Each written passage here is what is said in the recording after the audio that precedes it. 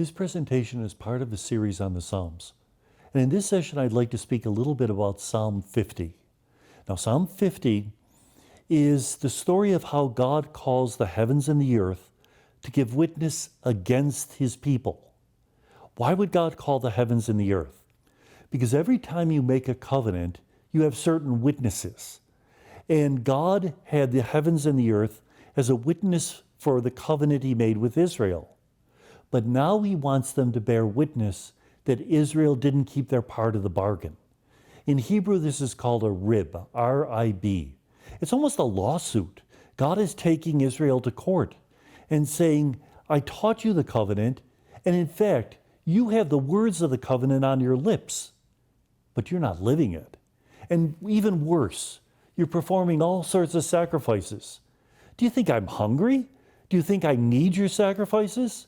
What I want is a contrite heart. I want you to take care of your sisters and brothers. I want you to show that you realize that you're humble before me. Because if you don't do those things, you'll have no part with me. So this is a reminder for all of us that yes, God wants us to participate in the liturgy, but the liturgy should be a manifestation of what's happening in our hearts. It does no good to go to Mass if we're cheating our neighbors, because it's a contradiction, it's hypocrisy. Granted, we're never perfect. We go to Mass to draw greater strength from God so that we can change our ways.